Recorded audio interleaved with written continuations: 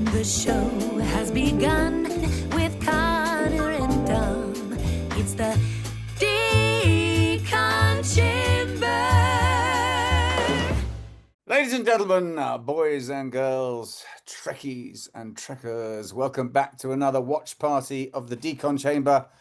I'm your host, Dominic Keating, joined as always with my co-host, Mr. Connor Trinneer in the house, and we are delighted to have back in the chair our dear friend, Mr. Michael Dorn, is joining us to talk about his only directorial episode of Enterprise, which was a great shame because 2 days and 2 nights, which I think is episode 25, according to my notes, is a really fantastic episode and really fun.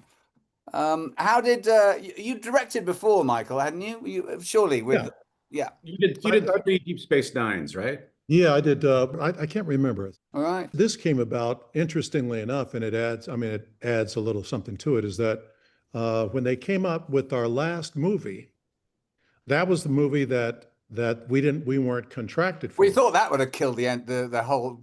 What? What's that? That last movie? Yeah, I mean, Nemesis wasn't great, was it?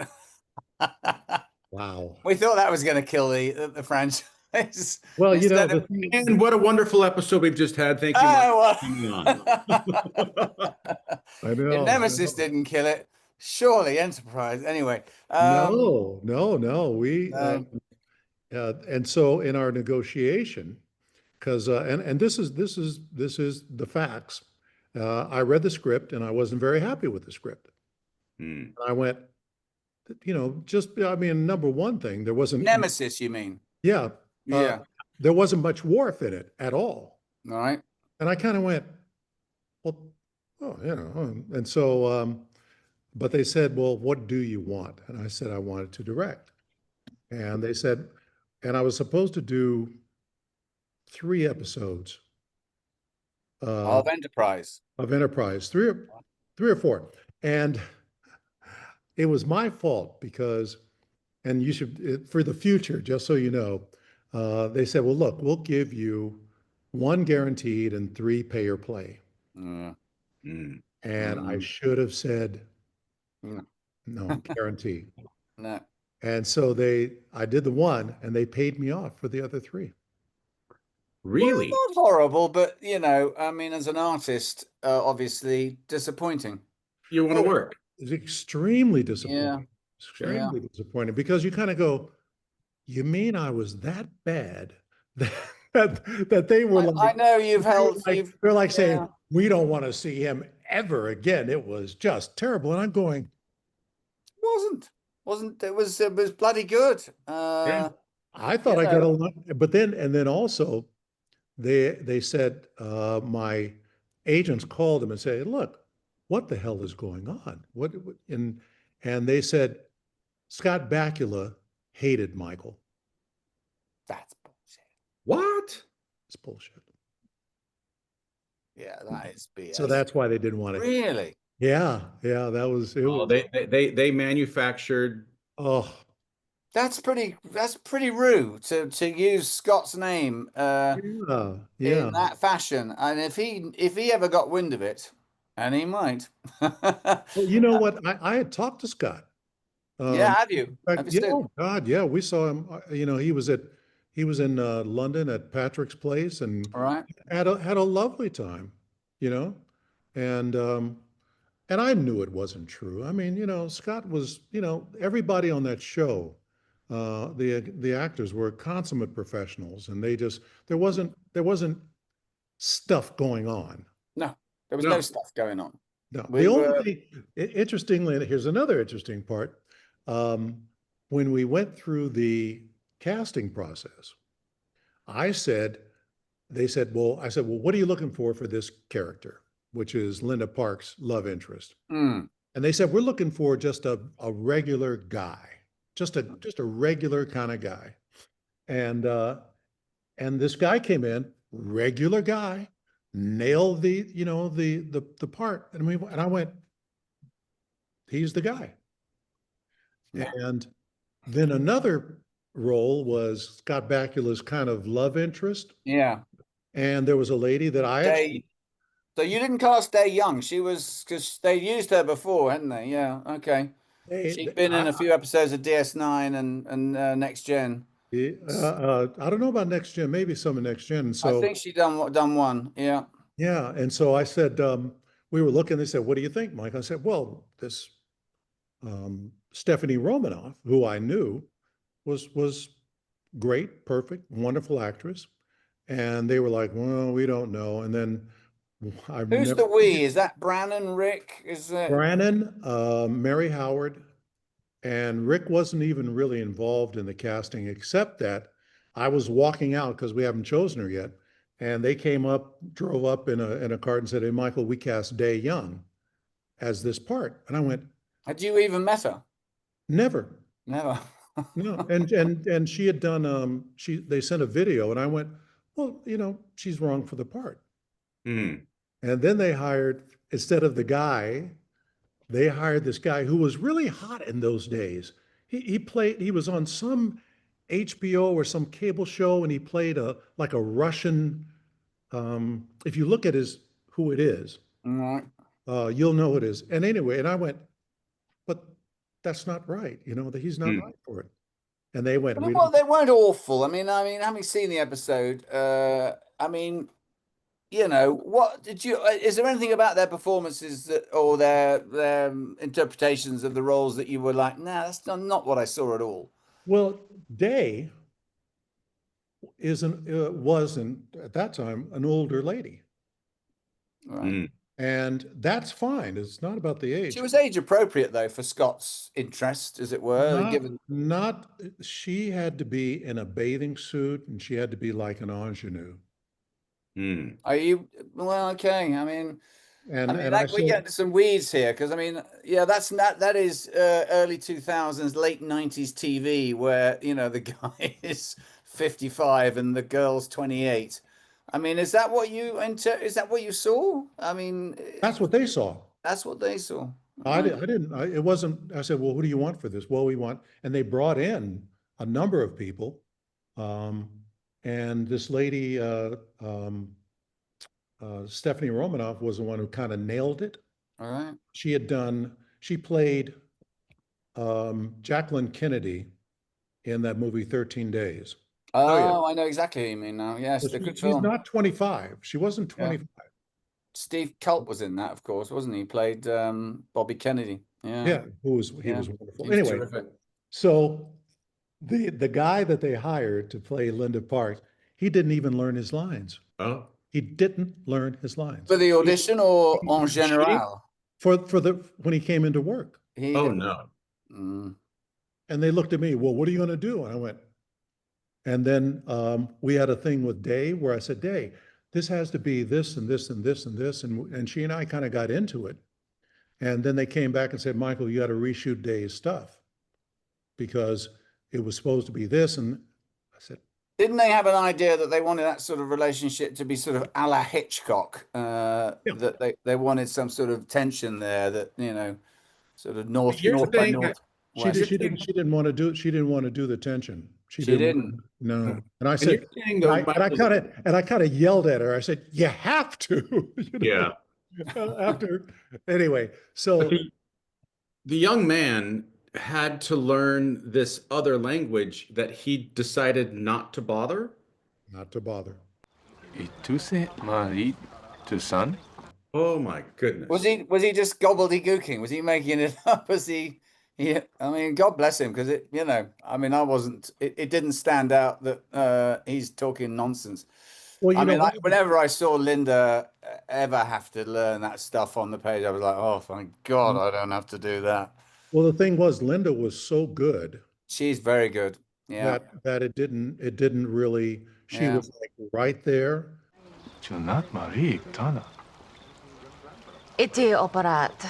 And whenever he's talking gobbledygook, she'd wait and listen, and then she'd come in, and it was, you know. Yeah, that scene in the cafe where she first talks to the Rysans. Karabadasura ati konatas. Now they learned their lines. They sure did. They were great. They were professional actors, you could tell. Yeah. And they had, just in case, they had some of the dialogue written on in their They phone. did on the napkins or whatever. All right. God bless them. But now those are the guys that I hired, and they said, okay, we'll take those guys. Yeah, And they were terrific. they were just wonderful. Anyway, so that leads into the meat of the series. I mean, of the episode. Should we sort of in these watch parties we do sort of chronologically go through Sure. the show. So the teaser, we draw lots to see who's going to go down to this planet Risa. Everyone drew lots. You had the same chance as the others. So we draw lots, and lucky Malcolm and Trip get to go down. Well, how we choose to relax is our own business. My God, I mean they are hot and bothered. It's a bit. We'll get to that. I have to say, it's the one time there's no Malcolm anywhere in sight in that bar. It's just Tommy. It's just It's pathetic, really. It really is. Oh God! Oh my God! So we draw lots, and we're all going to go. The captain, he doesn't want to go because he's just stoic, and he needs to look at some star charts. But wasn't it odd to you, Michael, that the captain had been nominated to go down? I mean, that would be weird, a captain leaving his ship. If anything happens, you know where to reach me. At that point in the Star Trek universe, I think that they were really trying to do as much as they could interesting and include everybody Right.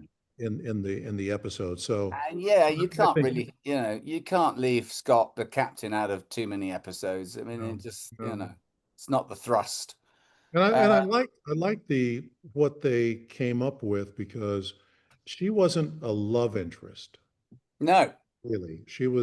They liked each other in terms of, but there was something always kind of off with it. Was, and I liked the way you shot it. She had a dog that was obviously an alien dog. Apparently those two dogs had worked before. Did you know that? Yes, I did. Yes, on Cats and Dogs. Yes, I did. They knew each other. But that dog face-off was well done. Not easy to shoot. I mean, I've worked with animals.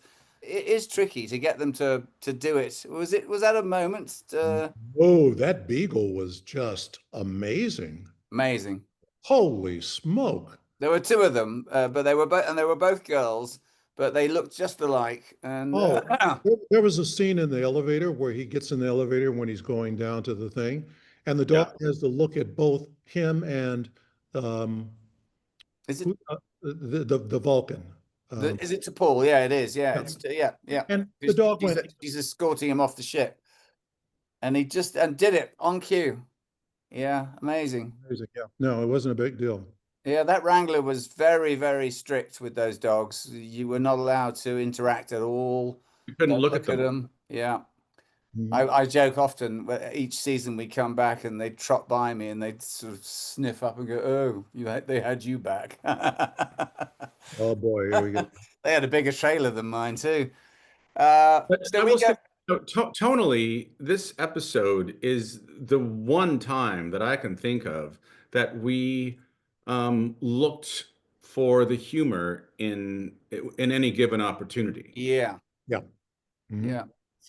I mean, to that point, so we'll get to, so Malcolm and Trip, they're the first sort of ones, just gagging at the bit, finding, the Risen bar. What is it, 3 rampants, straight up? There is one, sore thumb point where we're looking around, and I think Malcolm makes the derogatory remark about, is that a man or is that a girl or something? No, she's interesting. I don't think she's the right pronoun. And of course, in this day and age, that doesn't fly anymore. And it was a very 90s, early 2000s trope to just take pot shots at what we now would know as a trans person. That's a she. Yeah, that stuck in my throat a bit when I watched that. But it was the times. And then, of course, Deanne and what was the other girl's name? Latia, is it something like that? Yeah, I'll never forget. Show up. Hello. And Dawn Stern. Yeah. I love your line, Con, when you go 180 and Malcolm looks the other way. Bearing 180. What? Behind you. Casting, what's it like casting, those sorts of characters? You know, it's a real kind of hierarchy because the guest stars, the kind of main guest stars, they sort of it's collaborative, with the producers and everybody. As you go down the call sheet, they're more guarded about who they choose. The producers, they sort of like, oh no, we want this, we want that, Right. because we were going to interchange the two actresses. One was going to be another part, and they said, no, we want her to be that part. I said, okay, that's fine. I mean, they both were really good, so I didn't. They were. They were great. Yeah, they were great fun to work with too. I remember they were. It was a fun day, and yeah, they filled the shoes, so to speak. Yeah, spectacular looking. I mean, I one of them. I talked to Dawn for a bit after that, and the other lady I really liked because she was almost New Yorkish, Yes. She was, Yeah. but she didn't play New York. Well, then we'll have to make sure that your first visit to Risa is memorable. She had like a Deborah Mazar sort of She element. did. Yeah, David, Yeah. you're absolutely right. Yeah. Yeah, totally. So I love that stuff that Phlox is left to be in hibernation. They choose this moment to put him down. I think that had come up in a previous episode that maybe in Dear Doctor that the Denobulans do hibernate. Unless you count our annual hibernation cycle. Now, did they hibernate in an earlier episode, or is this the one that they really? No, this is the first time we ever see him go under, as it were. Yeah. But it is talked about that, much like the brown bears at the moment scoffing their faces off with salmon up in Alaska, getting ready for their 5-month. Sure. Amazing thing. I mean, not to get too graphic, but they don't pee, they don't defecate, they just go under for 5 months in stasis. I mean, much like John. You can always wake me if you need to. But please, only if it's an emergency. There was John Billingsley had an assistant. Yes, Crewman Cutler. Kellie, it was Kellie Waymire's last episode. God bless her, before she passed away. I know where the bandages are. She was a lovely lady, lovely girl, and she was obviously going to be, an integral part. I mean, they were sort of, they'd introduced her really as possibly Phlox's love interest, and she's going to man sickbay while he takes his nap. Yeah, what happened to her? Yeah, bless her. What happened to Kellie was that she had a pre-existing heart condition that she didn't know about, and literally one morning passed away over her bowl of Cheerios. Just oh my God, out of the blue. Yeah, by the grace. She was. I'd known Kellie before Enterprise. She was in a long-term relationship with a designer for the theater group I was with, Circle X, Gary Smoot, and she was. Man, she was on her way. She had a career going for her, and sadly, it didn't make it. Oddly. Gary, her partner, then he passed died like 8 years later of kidney cancer. Young people. I mean, just that's insanity. It is. It's hard to reckon. It really is. That people are taken so young from us, and she was such a lovely way about her, and it translated so beautifully on screen. Oh yeah, she was once again, everybody in that except for, the two actors we talked about. I mean, everybody else was just fantastic. Yeah, those two guys could not figure it out. I thought you meant Dominic and me. Well, let's get to that scene in the club, because I mean, that is, I have to say, whenever I see it, I'm like, oh dear, I didn't rein that in. I don't know whether I think maybe the audiences liked it, but you know, you know, as an actor, when you look at yourself and you go, yeah, you were on set, but it wasn't playing the character. I mean, the thing is that, you know, what else could you have done? You know, I mean, I could have been a bit more Malcolm, and it was just such a fun day. I remember, and you know, the place was buzzing and jumping, and there were tons of extras, scantily dressed, and you know, and as Connor said, we'd come to the end of a long, long season, and but, you know, and it definitely was supposed to be a fun episode. And it was. For the most So, part. you know, And I think maybe that's the whole thing. I'm just nitpicking a bit of I always nitpick my own acting, and there's one look I've got, it's like, that is not that. Well, we're on furlough too, and it's this other side of who these people are at work. Okay, And I'll accept that. you get that. So we get You completely get seduced. You get that from us. You get that, you know, and yeah, I literally just sort of turned the fun button on. You did, and I'm glad that because you sort of mirrored what I was doing, and it doesn't look completely out of sorts. It doesn't. But you guys, you got to realize that, you know, even in those days, I think that we were pretty much, you know, aware of the stuff that goes on, and you know, aware of the world around us, and things were changing, blah blah blah. But I think that, you know, the people that were writing the show and were, you know, okaying scripts and stuff like that, that's their fantasy. Yeah. Yes, the boys' room, you mean? Yeah. The boys' club up at the Cooper building. You're right. I mean, it was at that time. You go, really? You know? Yeah. No kidding. I mean, it was. And we're utterly seduced by the two ladies, Deanne and what is the other girl's name? Latio, is it? Something like that. Yeah. I did write it down. And then we're asked to go and see the Subterranean Gardens. Have you seen the Subterranean Gardens? Who doesn't want to go and see the Subterranean Gardens? Now that I say it out loud, I just got the joke. Subterranean. Wow, it only took you 20 years. Tell me, are there any flycatchers in the Subterranean Gardens? Oh God. So they lead us downstairs, and suddenly we're in, you know, the basement of this club. We're the wine cellar. This is a strange way to get to the garden. We're in the wine cellar bar, and the two lovely ladies, you know, turn into whatever aliens they are. It's definitely been a misunderstanding. And they're just a couple of, you know, grifters who are on the make to, and we've got nothing for them. Nothing. So they take our clothes. Why not? It's one of my favorite reaction moments that I had. It is great. I remember that. When they shapeshift. And it's like,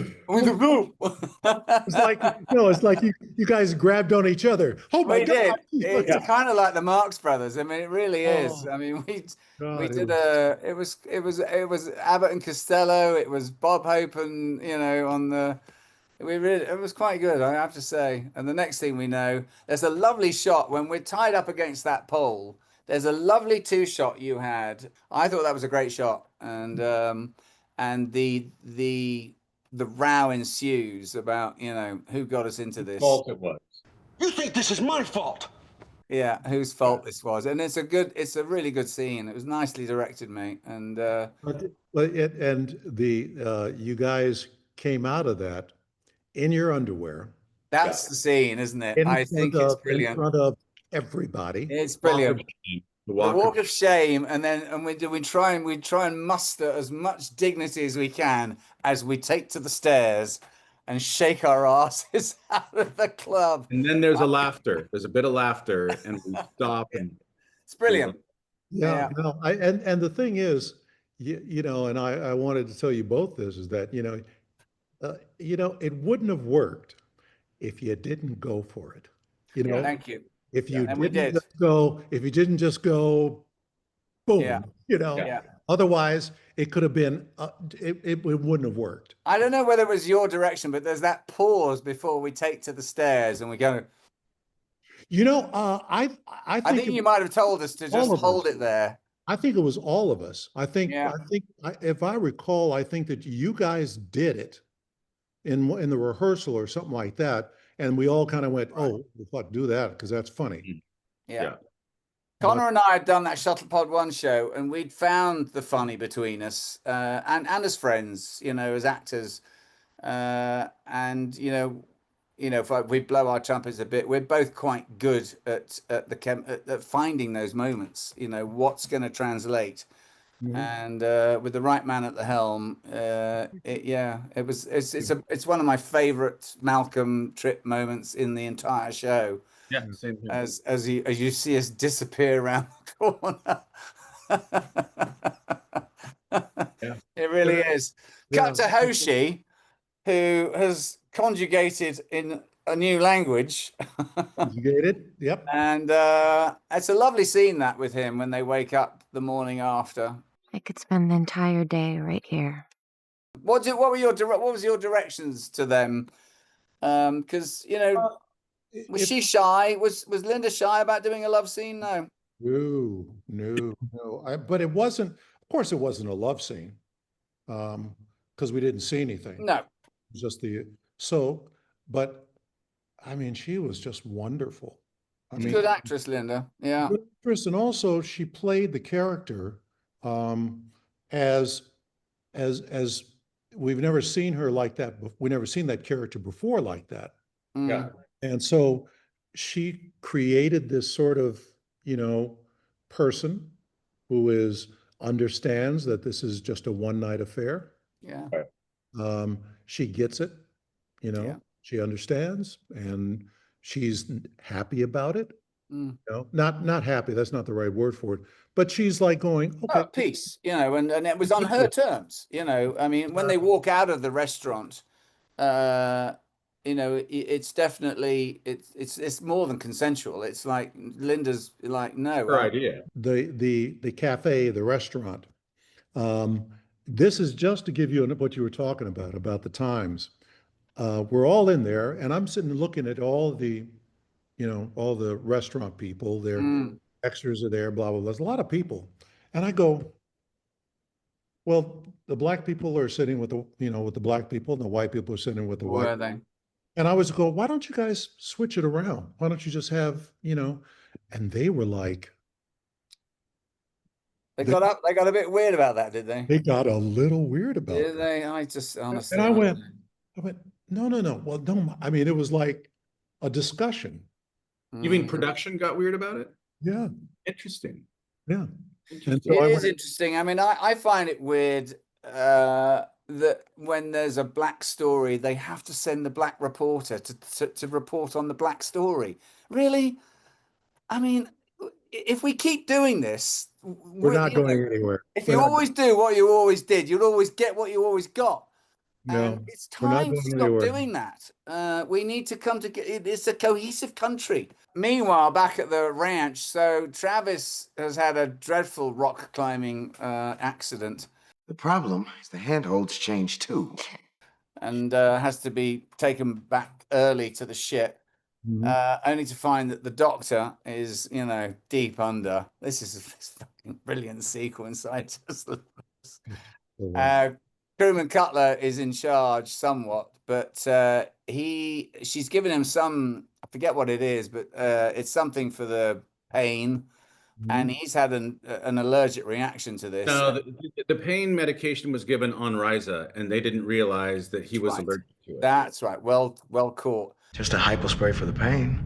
But he comes back, and he's now, in some straits and shivering, and and it's time to wake up the doctor. This is just brilliant.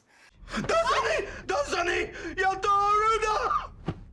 I don't even know where to start. John was hilarious, and I love when he's like, "Where is he? Is he here?" And he lifts up the blanket. Where is he? Yes, he's told that story. Yeah, he didn't think he was going to get away with that. Yeah, when he goes, "Is he here?" He did that as a sort of ruse, and they went, "Well, I'll cut that out." And they they said, "Well, yeah, maybe brilliant." Maybe they didn't understand it, maybe not. Oh, I don't know. But his whole secret, the whole bit when he first wakes up and and then straight back down. Did you? How much? I mean, how much did you have to direct John in that scene, or did he just have it? Oh no. The thing is, especially with you guys, with any actors that have been on a show for 25, 25 episodes or something like that, you're not telling them to do anything really. They know their character, they know what they're doing. And John's got natural, wit. Yeah, He knows the funny. Yeah, basically, as a director, you're there to set the camera. Right. You really, Right. unless there's something that isn't happening. And in response to that, how was Marvin with you that week? Was he helpful and attentive? Did you need Marvin much? I mean, did you consult with Marvin much? I felt the whole culture of Star Trek had changed a lot. Had it? Yeah, where they were as a set, you mean? Oh yeah, on the set, not Right. the front of the camera, but behind the camera. It really has, the culture had changed a lot, and they were like, Michael, we're gonna help you out. Well, we love you. We've been here, and I found that there was a different feel, and I don't know what it was, but it was sort of like there was one shot where we see Day with Scott. Mm-hmm. And they're looking through a telescope. Through the telescope at what's going to be Earth. Yeah. And all you had to do was put down a track and you go from there to them. And he wanted to use the Lumicrane or something like that. And a 20-minute setup turned into like an hour and a half. Mm. And and Mary Howard came down, Michael, you're gonna have to do better than this. Really? Yeah. Well, it wasn't you. And whose fault was that? I mean, when Marvin could be, he could be helpful and he could be difficult. And Well, I and think if he got it in his mind that he wanted to do this shot, what are you going to do?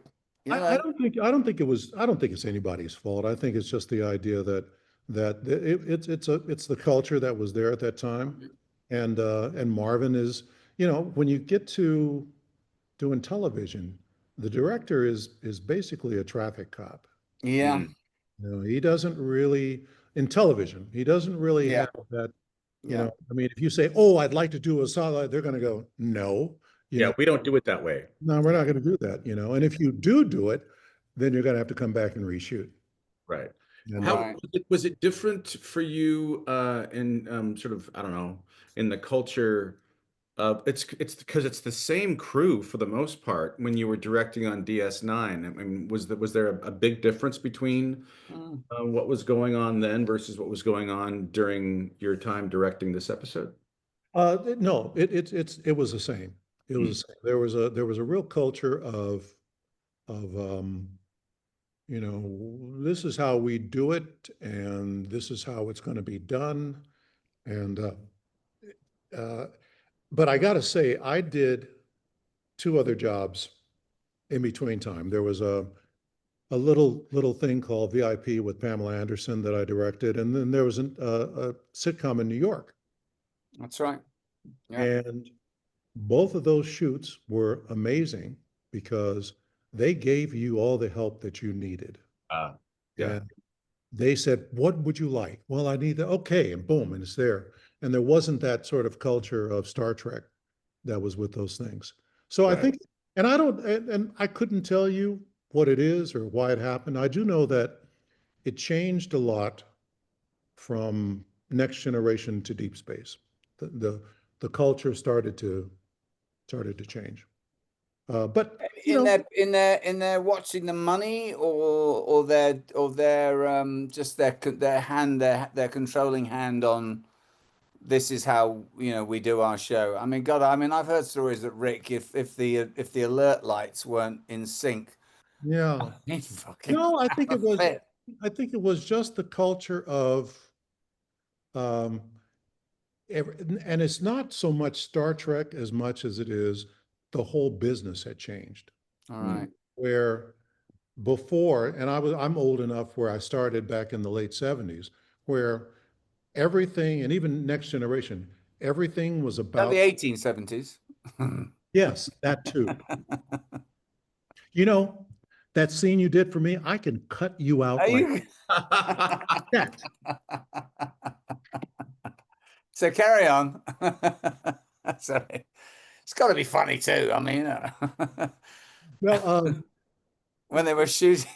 when we were the culture, the entire business culture changed because before then, the only thing that mattered was the show. Mm. Was getting that show, and Mm. everything was about making sure you get that show. Mm. You know, and I think what happened in the late 80s, more like the 90s, it sort of switched around to where the producers Yeah. were the most important. The writer producer, the rise of the Yeah. writer producer, and they became just godlike. Yeah. Yeah, they did. I won't bore you with this long story, but I had a pretty tough situation with Michael Piller, and we had this pretty loud argument, not on the set, it was over the phone, and it was like I just said, you know, I said, look, you know, why didn't you just walk across the street and ask me, you know? And he goes, I don't have time for that. Yeah. And I went, Yeah. And I'm not giving that away. yeah. Yeah. Where Gene Roddenberry, the door was open, he would Right. be down on the set, even though he was really get sick, he would be down on the set and talk to us. Yeah, strangely enough, we recently interviewed Rick and Brannon talking about our episode Shuttlepod 1, and there was a story that Rick told about Kerry McCluggage coming when they were devising Enterprise, and Kerry would come to Rick's office to have pizza lunches to devise the inception of, and he made a point of saying, and he came to my office, which was, you know, unheard of. Yeah. I know. So I think that's what happened. Yeah.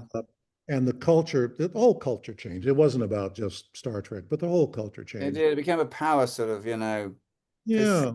Well, when you see Paramount and there's 100,000 new offices, right, and no pages, you know, you see where the money's going. So anyway, that was sort of like the culture. On to happier things. This final shot of Phlox flat on his back, on his front rather, like a beached whale.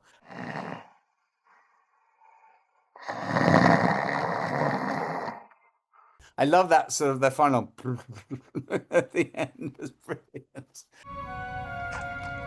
Well, you know, and I'm sorry, but I'm not going to take credit for it because you just, you know, most of the time I just said, hey, look, John, do what you want to do. I'm just going to set the camera. He's a funny man. Yeah, you can't give John enough rope. No, you can't. I mean, and we see it at conventions. Never try and take the stage with him at the Q&A sesh. It's just it's the easiest 40 minutes I ever do. I did try and go up against him once or twice, and it was like, man, this is a losing battle, baby. Yeah, don't even think about it. He will drop trow. He'll do whatever it takes, but you're not going to win that match. And but Michael, I wanted to ask you about, because I believe we shot the entire first season on film, and that would include this episode. Had you directed other things that were digital? Not at that point. But after that, I'm asking because, you know, we're talking about, you know, what you're allowed to do or not allowed to do based on a budget.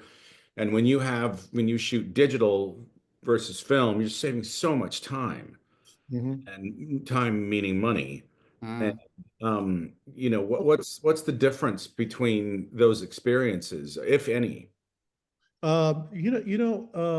Everybody kind of has their way to do stuff, and when you get to digital, people have a tendency to not be too precious about digital. They just shoot and shoot and shoot, and you know, and let the camera go, and you know, who cares? And that's fine. I mean, there's just another way to do it. But when you shoot in digital, the one thing that I was concerned about is that, you know, I didn't want to just let the camera roll, because then you get so much stuff, and it just kind of goes all into one, and you don't know what you have. but the digital part is not any different.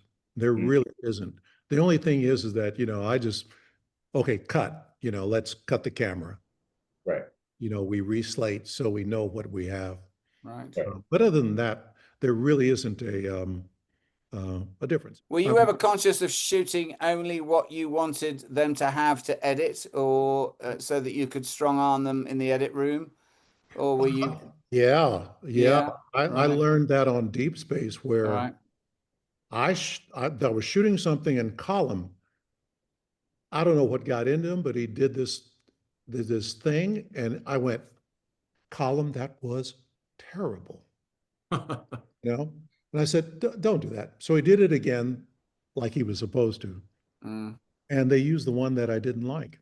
Oh. And I went, it was so bad.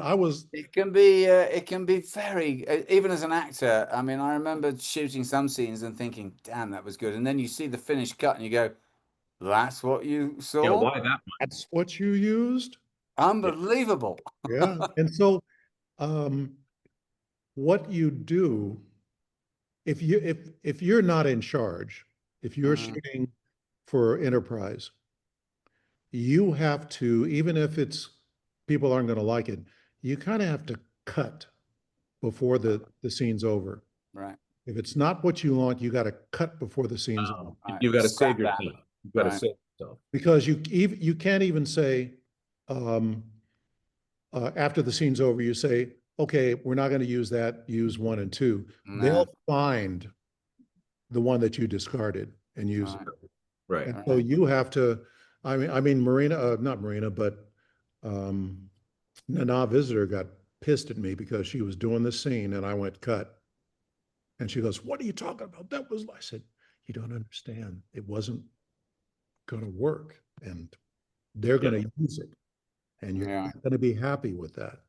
I think the actor learns that lesson too, the longer you do that on a show. That I remember a few times where I would step out of the scene because I didn't think it was going in a direction, it just didn't, it wasn't working. Now, maybe whether that's right or wrong, I don't know. But I did know that what we were going to keep were 2 takes. All right. And in those 2 takes, I wanted to have a modicum of control, which the actors got none. No.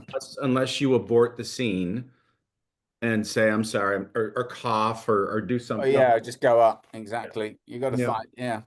And they're not happy. I mean, you can have all technical difficulties and reasons to cut a scene, but the actor, not knowing his line is not a popular way to stop a scene. They will, the interesting thing is that the other shows that I've worked on, that was not an issue.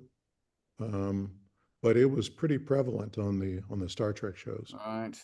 Yeah. So the culture has changed a lot, but I mean on this one show I acted on, it was, they were like on it. I mean, it was so good, and they didn't use what they shouldn't use, and so it was. I don't want to say it's a Star Trek thing, but I just realized it. I mean, I think it goes into the stew of the word perfectness, and there's a particular Star Trek way, I think, of the people who are ultimately with Final Cut determining what that episode and show is going to be like. But I think that the fact that we had to be word perfect on our show goes into that.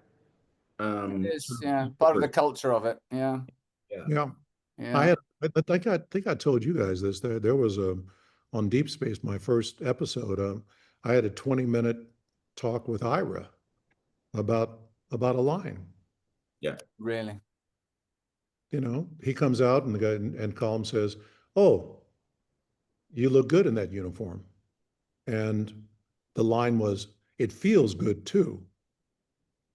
And I went, "Okay, first of all, Worf doesn't talk like that." And I said, Worf would say, "Thank you."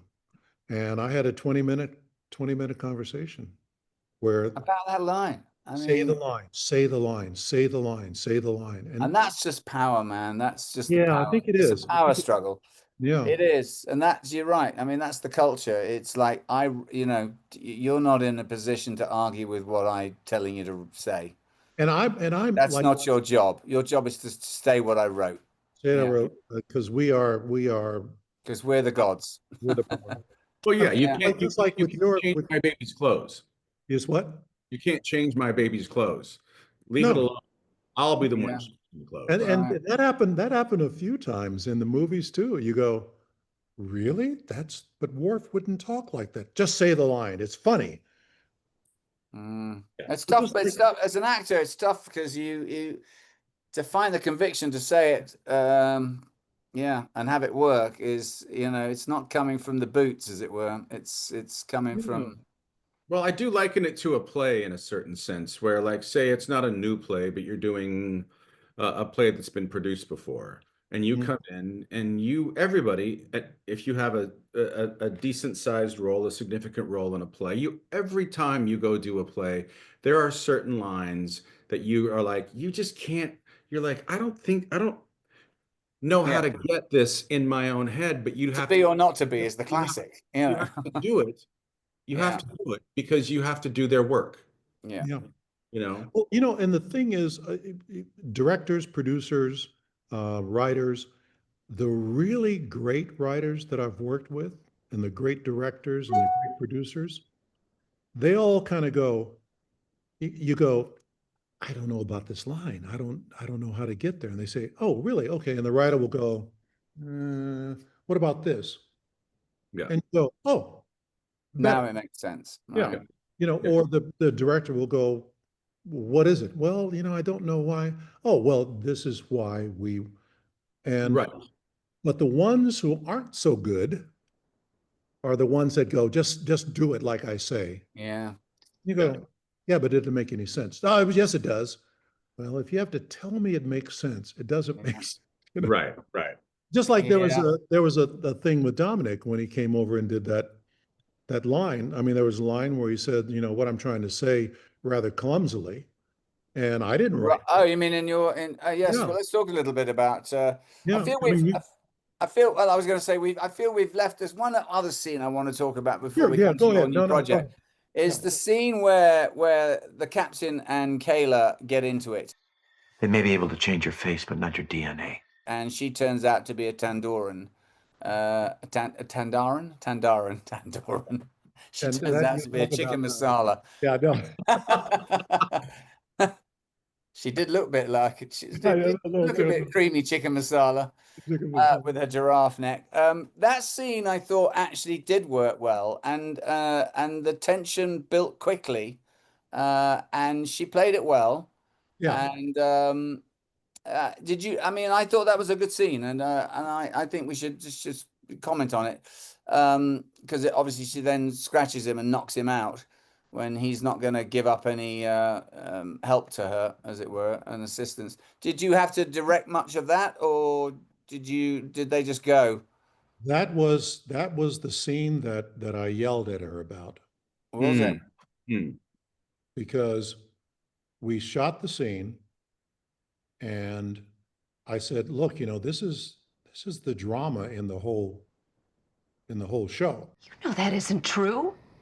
I mean, this, you have to go at him and really, and she goes, I can't do that. I just can't do that. Wow. Where are their helixes? Where do they live? I went, no, you have to. Yes, you can. Well, I'm standing so close to him. Doesn't matter. You got it. And so we shot it. And then Brandon Braga came and he said, we got to reshoot that scene because she wasn't, It just doesn't work. If you do it, if it's half mast, it's not going to work. You've got this is the reveal that this would be holiday romance is not at all what it would seem. Yeah. And the dogs and the whole, it's all bullshit. You must know something about them, Jonathan. By her going, then he kind of goes, what the hell's going on with you? A sweet person. And now you're, and that's when he, kind of goes, let me just figure this out. I'm transmitting a bioscan to you. Run it through the computer. He does a scan on her, and she That was turns out. that was a tough one. In fact, when we reshot it, Brandon was sitting right behind me. Was he? And he never went to set. So how about that? And well, that's interesting because it actually works out really well. It's a really dynamic scene, and and ending with the captain being taken to his knees. If it wasn't Grat, then who was it? It's as you say. I think the Hitchcockian nature of it is really well echoed. And the last part where he kind of goes. Yeah, it goes out. Yeah, that was me on the camera. Good for you. Oh, really? Yeah, that's awesome. It's very Hitchcock. It's really Very well done. Yeah. So what about the last scene? What about in the shuttle pod going home? Yeah, it's great. I mean, it's never really explained why Malcolm and Trip are naked. Fascinating culture, sir. We're just in our skivvies, huddled up in blankets. Yeah, it's sort of thing like the young Turks come back in their underwear. Oh, really? Yeah, fine. really. Get on. We're going home. What's that smell? I don't smell anything. But it's a great scene, and yeah, and then the sort of the contented smugness of Hoshi's look, and I love Scott's line where he says, how'd you sleep last night? Did you get a good night's sleep? Went out like a light. Out like a light. Yeah. We had to reshoot that too. Did we? I don't remember that. Did we? Yeah. Why? Yeah, we had to reshoot it. We had to come back and reshoot it. And I can't remember why. There was some, and I do know why. I said, hey, I suggested an exchange, a different, and they shot it, and they said, no, we got to shoot it again. We got to reshoot it. Hey guys, Dominic here. Connor here. And look what we've got here, guys. Oh, Porthos. I know it's a little early. Ho, ho, ho. But the holidays will be upon us before you know it. This is a first of a run of a few new T-shirts that we've come up with, and we hope you really like it. And we've got several more coming in our catalog on the website, and check those out. All really in the good. meantime, for the holidays. Yes. Let's talk about with what time we have left. Your Yeah. So getting back to script, you've been involved in. Yeah, you've just written a rather interesting film, haven't you? And filmed it in London. Yep. Life 2.0. 2.0. It's a three-hander with you in the lead, and the lovely Michelle Hurd, and Marina Sirtis. Marina Sirtis.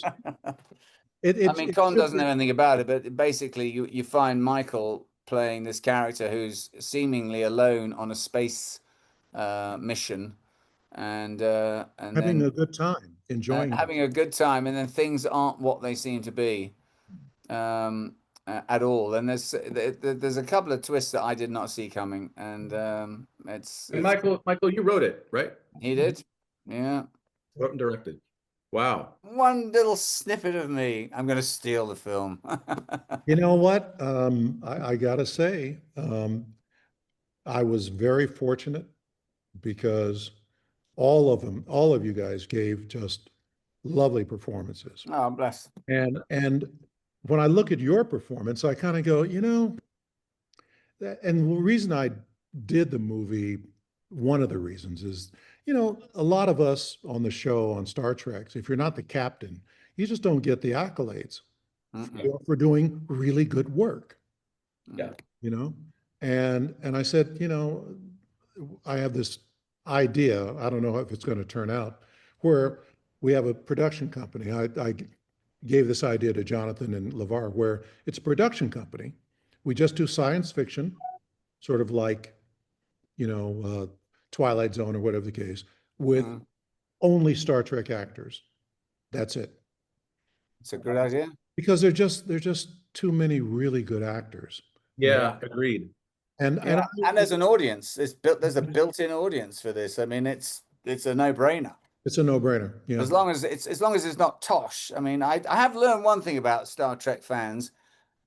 They don't just watch any old tosh. They might give it a cursory look, but if it's if it's not really, you know, touching them here, I thought that, you know, we thought we were going to do 7 years because, well, they'll just watch anything. I'm not saying our show was bad. I mean, there were other many other elements at play. Elements at play. Thank you, sir. That's why we do it. That's why we do it together. That's why we do. Yeah. There were many more elements at play, but yeah, they won't watch Tosh. But yeah, this is your script was extraordinarily thoughtful. Not an easy script to film, I think, because it's kind of linear and not. There are no real sort of designated scenes. It really marches along at a pace. And how to keep all that in your head as a story? Did you find that the trickiest part of filming this? Because you can't have shot in sequence, could you? No, we could not. No. The lucky thing is that we had 3 days where it was just me on the set. Right. So we shot everything that had to do with me, and the other actors weren't there. But was that the first stuff you did? So you got a sort of first 3 days. Got a good kickoff. Yeah, and they got used to me, and they got used to, you know, how I like to shoot. And so everybody, when Michelle finally got there, we were like a machine. We were like really zooming along. But you know, the thing with me, that one of the little things that I'm good at is editing in my head. Like I know exactly what goes with where without really having to, you know, go to the script and say, oh my God, what's happening? You know, I said, no, this goes from there. This goes from there. This is the tone we want. And it really became easy. We shot 8 pages a day. How long was your shoot? 12 days. Well, you shot television pages. Yeah. How was the London crew? Were they good? Oh, they were fantastic. They were great. Oh, that's good to hear. Oh, they were just. I was just blown away because we had a great time. We had a great time. Did you take anyone from LA behind the camera? Couldn't afford them. Couldn't afford them. No kidding. No. Let's bring. Okay, so did you shoot this in London because you couldn't afford to shoot it in Los Angeles? This goes to tax credits. Fact that nothing's happening here in town. Yeah. It goes deeper than that. I think people in this town are trying to get rich quick. So they're not giving you any deals whatsoever. No. Even in the little stages that are down in East or South Central, you know, they're talking about pretty decent sized money. No kidding. And we went, and when the producer said, okay, Michael, this is what we have, it was half of what it would cost. Amazing. It's cheaper to fly and put yourself up in an Airbnb in London, and London ain't cheap. And fly Michelle over. Yeah. Business. Business. Yeah. You know, and still cheaper. Still cheaper. A lot. Luckily Marina's on the ground. He's on the ground. Yeah. But yeah, no, we were very fortunate. Oh, I was going to tell you, Connor, that the producers and I think the AD and this other producer said, Michael, you know, it's 8 pages a day. Are you sure you can do that? And I go, that's what we do. My life. What are you talking about? They call me 8 pages. 9 pages, you know.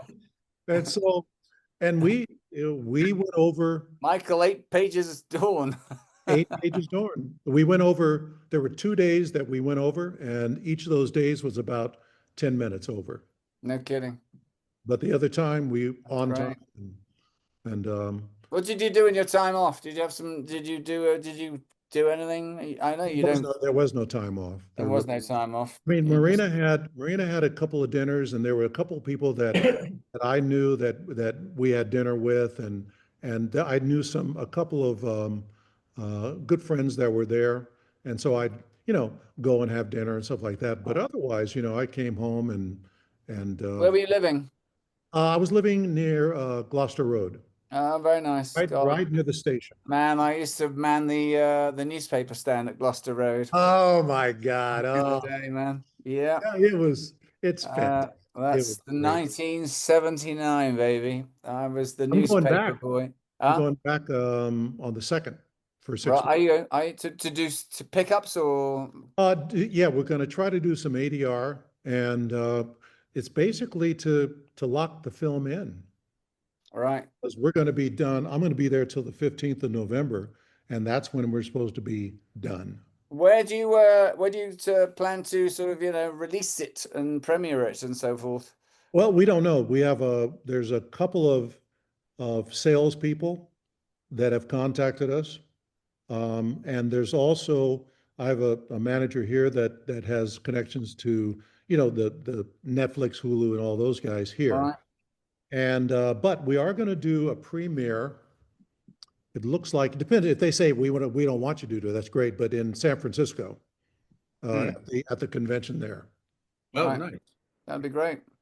That'd That's be great. gonna be the North America premiere. All right. That's a pretty quick shoot, Turnaround. edit, Yeah. lock. Yeah. Oh, that's fast. Yeah, because you just don't, we didn't, it just wasn't because of the way we shot. It just, everything kind of fell into place. And it kind of happens with not so much the Star Trek stuff, but when I did the other shows, once I gave it to the editor, he said, Michael, we got everything we need. And when I saw it, it was what they needed and what they got.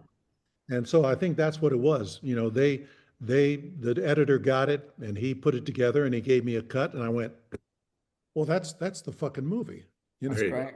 Yeah. I love that. Yeah. So yeah, there wasn't. The only thing we have now is special effects. All right. And music. All right.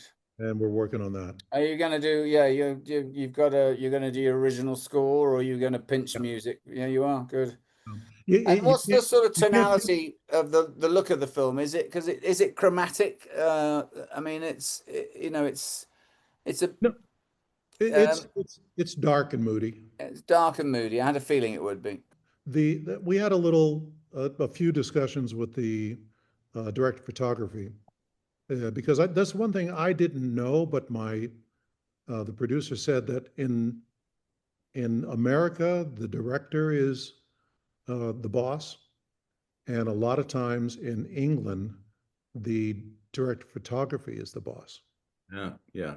And so he had some ideas, and I wanted it darker, and he wanted it lighter, in terms of the actual lighting, and so we came to a consensus. And yeah, sometimes those really dark-looking movies can be a little oppressive, can't they? And you can lose the emotion a little when it's so. Well, he had a good idea that we didn't do. I wish we had where it starts out dark, and a little by little we turn lightens on up a bit light here and there, And it should do, because by the time Michelle Hurd's character shows up, that's when it becomes more human. But also that's dark too, because, and this is the interesting thing, I've showed it to the rough cut to 3 individuals. This couple, showed it to Tim and Janie. Oh, did you? Yep. They were, we want to see it. We don't care. We don't give a fuck about you. We want to see it now. And I went, okay. And my brother. That's Tim Allen, by the way. We he knows that. Yeah. And my brother, and everybody had a different reaction. Which is really interesting. Well, that's a good thing. And my manager, and she was like, oh God, it's really sad and dark. And my brother was like, oh, that's okay. And Tim and Janie were riveted. Good. They were like, he's not easy to impress. No, he's not. Yeah. So I'm very happy the way it turned out. And like I said, the performances are just just nailing performances. I mean, just I can't wait to see it. yeah. Scene ceiling over here. Well, you might be cut versus for this conversation. I'm talking myself out of this film in a Yeah, heartbeat. you know what? Hey, Dominic, remember, and I'll tell you this, Connor, is that Dominic comes in and we shoot. It wasn't a very long shoot, but we got all we needed. And I said, Dominic, we got everything we needed. Okay, you just do whatever you want to do. Don't listen to me. Don't just do whatever you want to do. We're just going to roll the camera. That was the one, wasn't it? That was the last one, and that's the one we used. That's the one you use. And It's often the way, isn't it? It was hilarious because I'm standing behind the camera with Jeff, and Dominic's going on, and he's going and going, and both of us are going, don't fuck up, don't fuck up, don't fuck up. Which is rare. Which is odd for me because I'm usually. You finished that, and we went. That's the one. I remember the camera. I remember your DP guy saying, "That's the one." It was very naturalistic, and I threw it away. Yeah. But you also you nail the. Yeah, I got what you wanted. I knew that because especially when you talk about your sister. Yeah. I think that's going to get people a lot more than you think. I think they're going to go, what is this? I know because he's a ruse thrown into the early into the film. Like I don't want to give too much away because it's he's yeah. Well, unfortunately, it turned out to be 5 minutes too long, and then you just got like that. Yeah. Have you met my best mate? like that. Hang on, God. But it was. I'm very happy. I did what I wanted to do in terms of having Star Trek actors in there. I love science fiction. Always have loved science fiction, like from the '60s, and I wanted to see if I could do it. Well, God bless. I have to say, I doff my cap, mate. I mean, the thought of sitting down in front of a blank screen and who says what first is daunting beyond belief. And then, you're honestly anyone that sits down and does that, mate. And and you're no spring chicken. I don't mean to be rude, but it's like you don't need to do this. You could be playing tennis, mate, and having lunch. And you chose instead to, stick your neck out. I love the business. I really do. I love the business. The business of the business is tough, but I love the business. I love, working with actors. I just get such a joy from it. I hope that you, Jonathan, and LeVar can put that together because, man, if you're looking to work with Star Trek actors, you're mining with gold. Oh yeah. Are you kidding me? I mean, I look and I go, there's enough actors to where you could do I don't know how many movies. You do Oklahoma. Never recycle anybody. 7 Bryce or 7 whatevers. And but I think what's really going to dictate if that happens is depending on what happens with this. All right. Well, if they see that there is money to be made, then people will. Well, they will say, I want to. But I'm right in thinking you paid for this, didn't you? You put your own money behind this. Yeah. God bless me. It's hey, it's power. It's low budget, so yeah, it's really low budget.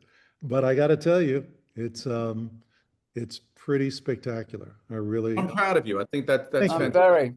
Thank you. I'm enviously proud. I have to say, I just I wish I had that bone in my body that would want to sit down and do that.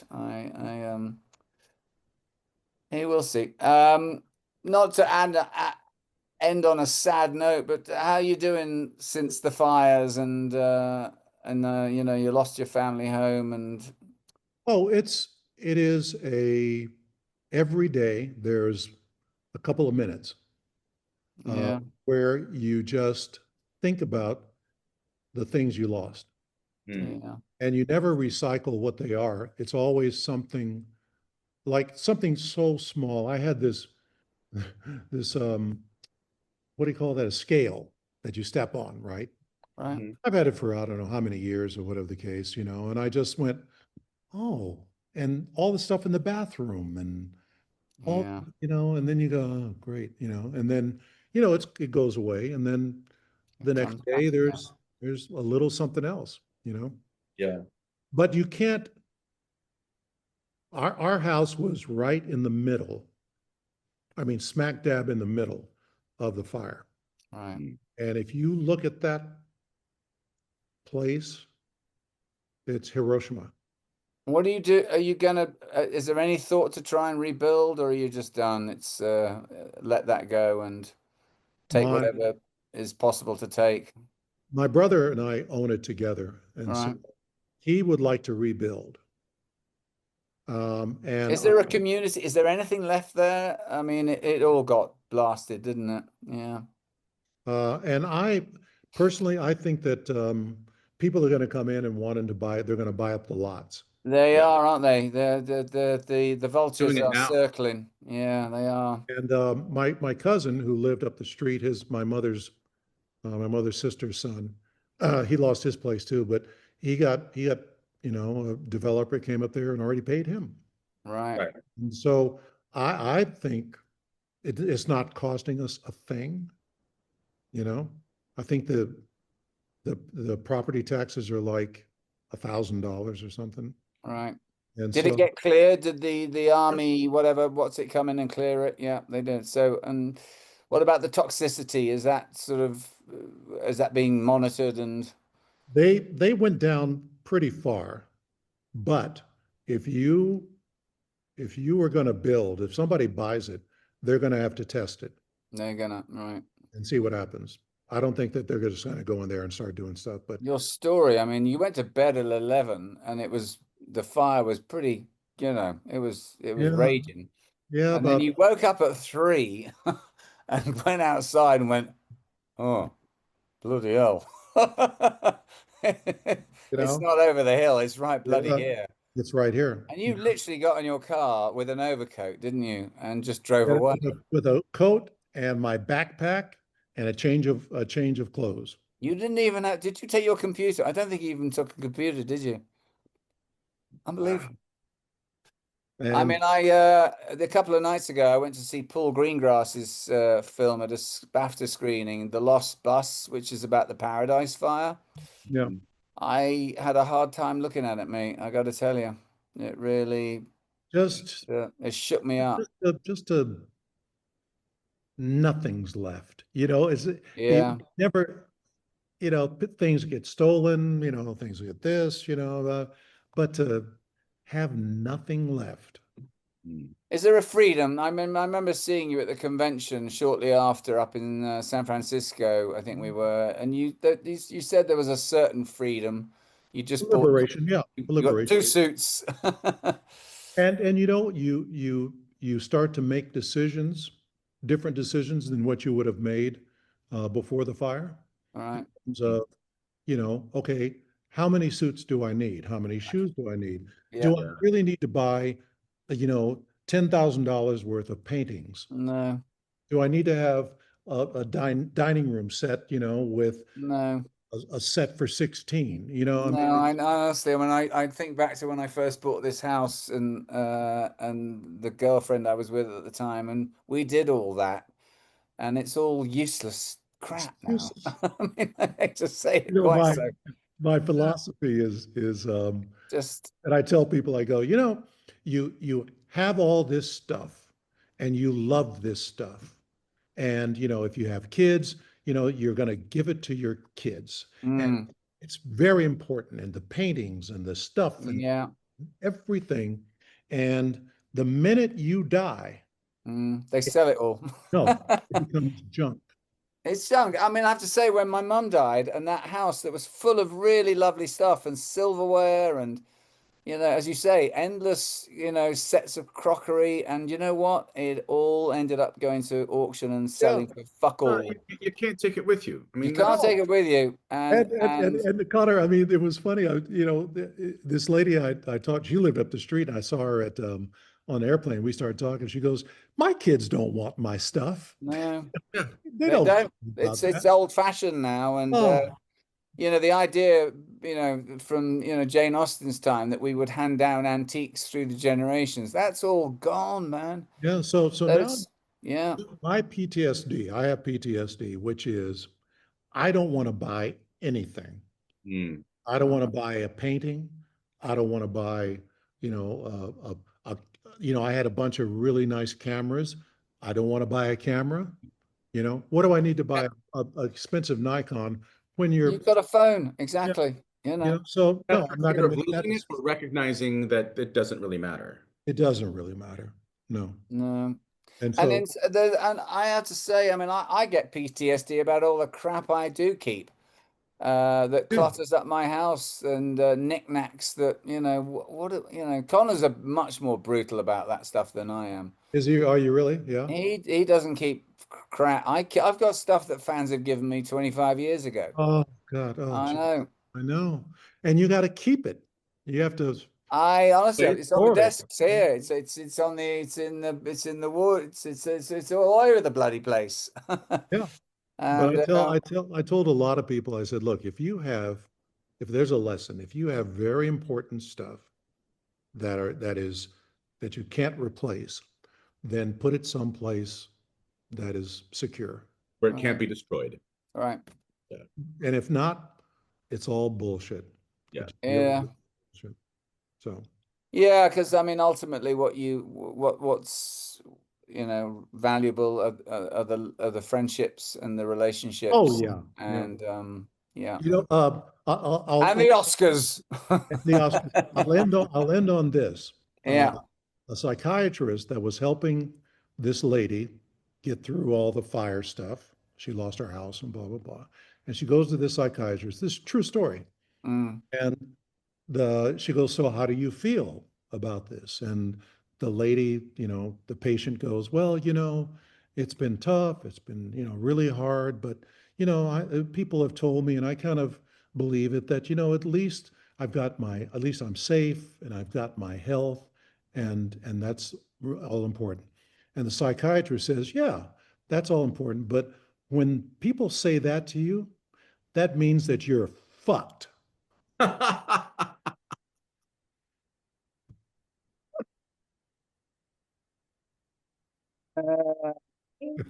And I fell out. I mean, Oh my Michael, God. at least you got your health and you're this. You're like, oh, Yeah. As you're fucked. That's hilarious. Michael, God bless Yes, you sir. for coming on again. We It's love you always so a pleasure, much, mate. guys. It's always a And, pleasure. can't wait to see the film when it's ready. And I wish there was another episode later on in the telling of our show that we could have you back for. I But know. sadly, there isn't. Sadly, that's The it. one you did direct was damn good, mate. And don't let anyone else tell you otherwise. I had a great time. You guys were really, really good and solid, and that wasn't the issue, you know. Yeah, right. So Well, good you stuff. did a Thank great you. job, and Thank you and too. thank you for being there and creating this episode that you know, will live on forever. And thank you Yeah. for coming on to talk about. No problem. Yeah. Hey, you know, Listen. when the movie comes out, I'd love to come back with Michelle. Yes. Oh, absolutely. That's exactly when we'll have you back. Yes, Yeah, exactly. indeed. If you can, yeah. Yeah. Okay. Perfect. Okay, guys. All right. All right. God bless you. Talk to you Thank later. Bye-bye. Ciao. Good seeing you. Bye-bye.